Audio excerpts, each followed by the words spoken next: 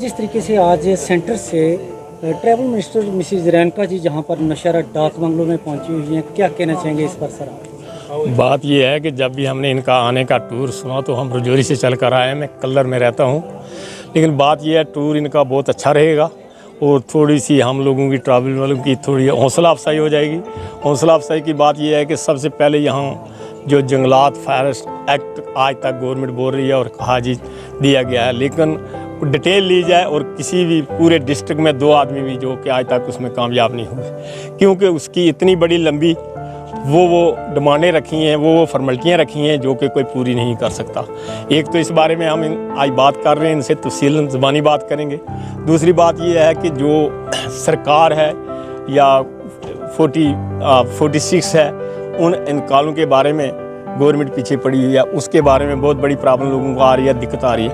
ये जो बॉर्डर का एरिया है 40 किलोमीटर बॉर्डर एरिया है, जिसमें कि सब ट्रैवल के लोग गुज्जर बकरवाल यहाँ ज़िंदगी बसर करते हैं। चाहे हिंदुस्तान की लड़ाई हो, चाहे पाकिस्तान की लड़ाई हो, चाहे पाकिस्तान का बम हो या हिंदुस्तान का बम हो, उसके शिकार हुए रहते हैं। और यहाँ इतनी बड़ी प्रॉब्लम और दिक्कत आ रही है लोगों को जो कि जीने से भी परेशान हो गए। लिहाजा बात यह है कि एक तो पहले आज 2-4 साल पहले से यहाँ गुज्जर बकरवाल यूनिट बनाने का आर्डर हुआ था, ऐलान हुआ, काला कोर्ट में जाकर भर्ती की गई। पता नहीं वो कागज़ कहाँ चले गए, किस रद्दी की टोकरी में चले गए।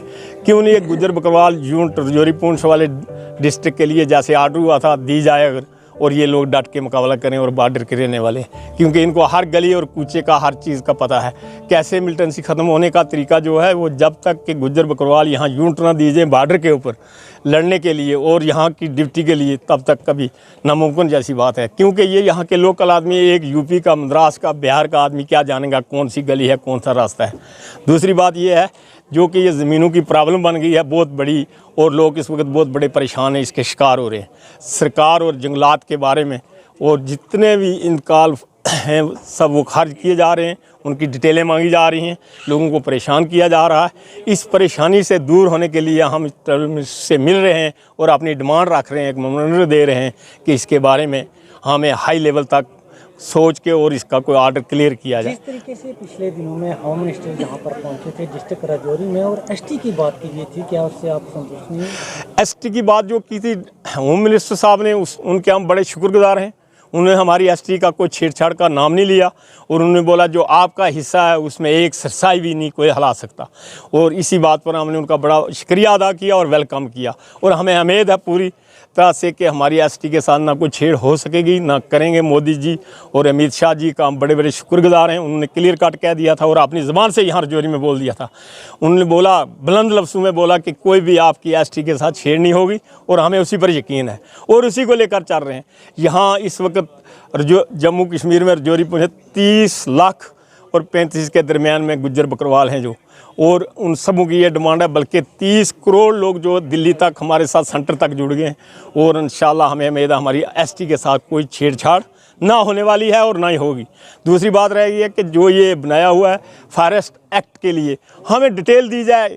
यहाँ 2 साल हो गए, 2 साल में किसी एक डिस्ट्रिक्ट में 5 आदमी को उनका फ़ायदा हुआ है, और उधर से कहते हैं हमें यहाँ जी भेड़ बकरी गुजर जाती है, यहाँ कोई रात को बैठता है, वो ज़मीन उसी के नाम होगी। उधर से ये है कि जिनको 40-40 साल हो गए, 60-60 साल हो गए, 70-70 साल हो गए, और उनके इंतकालों की लिस्ट मांगी जा रही है, उनकी खाली करने की लिस्ट मांगी जा रही है। हमें इस चीज़ की समझ नहीं आ रही है। ये हम ऊपर तक हाई लेवल तक ये बात पहुँचाना चाहते हैं कि इसका मुद्दा असली क्या है और क्या मुद्दा किस मुद्दे पर चल रहे हैं। ये मुद्दा क्लियर होना चाहिए। एक तरफ से ये बात है और दूसरी तरफ से ये बात है। बाकी ये फॉरेस्ट एक्ट के बारे में, इसके बारे में क्लियर होना चाहिए। अगर मिले किसी को तो ठीक है, ना मिले लोगों को धोखा मत दे दें। और इतनी बड़ी फॉर्मेलिटी रखी है जो कि पूरी कोई नहीं कर सकता। सबसे पहले एसटी की बोला, जब कोई जिसको ज़मीन ही नहीं उसकी एसटी कहाँ से बनेगी? नहीं, वो कहाँ से बने, कहाँ से लाएगा, किस दुनिया से लाएगा? जिसकी ज़मीन नहीं है उसको 5 मरले जगह दीजिए, मकान किसी को कुछ नहीं मिला, कोई साबित करके दे दें, किसी डिस्ट्रिक्ट में एक लिस्ट दे दें, डिटेल दे दें कि हमने 10 आदमी को, 5 आदमी को, एसटी वालों को यहाँ बसाया है, या किसी को ज़मीन लाट की है, या किसी को दी गई है। हाँ, ये ज़रूर है कि आप निकलने वाली कोशिश करो। और ये जो है कॉलोनी बननी चाहिए, हर ब्लॉक वाइज कॉलोनी बननी चाहिए, कम से कम 400 और 500 घर की कॉलोनी बननी चाहिए, जिसमें ये बच्चे भी ट्रैवल वाले, एसटी वाले रहें और पढ़ें अपने स्कूल में और अपना टाइम पास करें और आगे पढ़ाई में हिस्सा ले सकें। जिस तरीके से पिछले दिनों में ये देखा गया था कि एसटी जो फॉरेस्ट एक्ट है इसकी टीमें बनाई गई थी सिविल की टीमें, जैसे पेंचों की टीमें, गाँव में टीमें बनाई गई थी, वो टीमें क्या काम नहीं कर रही है? उन टीमों ने बहुत काम किया, लेकिन दफ्तर में जाकर फाइल वापस ऐसे आ जाती हैं जैसे कि क्या उन फाइलों में जिन्हें एक रद्दी के लिए भी कोई इस्तेमाल नहीं करता। वो फाइलें पड़ी हुई हैं, फाइलें फेंक देते हैं, कहते हैं जी ये नहीं है, वो फॉर्मेलिटी लाओ, वो फॉर्मेलिटी लाओ। अगर इतनी फॉर्मेलिटी लाने वाले हों तो ये आज तक खाने बदोश कैसे होते? और खाने बदोश के बच्चे हैं जो वही खज्जल हो रहे हैं, वही परेशान हो रहे हैं, जो कि लोग ग्रेस और तिलेल कहाँ है, कहाँ जहाँ से एक एक महीना लगता है उनको आने और जाने के लिए पैदल सफ़र कर रहे हैं और पैदल सफ़र के शिकार हो रहे हैं। उनके बच्चे कहाँ पढ़ेंगे, उनके लोग कहाँ पढ़ेंगे? इसलिए मोबाइल स्कूल भी दिए गए हैं। मोबाइल स्कूलों को पूछा नहीं जा रहा, उनका नाम ही ख़त्म हो गया है, कोई नाम नहीं है उनका, कोई काम नहीं है। यहाँ ट्रैवल कुछ स्कूल खोले जा रहे हैं, उनमें स्टाफ नहीं है पूरा। अब बच्चों के एग्ज़ाम को रह गए यहाँ 4 महीने, 3 महीने एग्ज़ाम को रह गए, अभी तक स्टाफ नहीं पूरा और अभी तक किसी जगह क्लासें नहीं बैठ सकें और नहीं चल सकें। ज़बरदस्त तरीके से एक्शन लिया जाए और गौर किया जाए और इस गौर का कोई हल निकलना चाहिए, कोई रिज़ल्ट निकलना चाहिए। शुक्रिया, खुदा हाफ़िज़।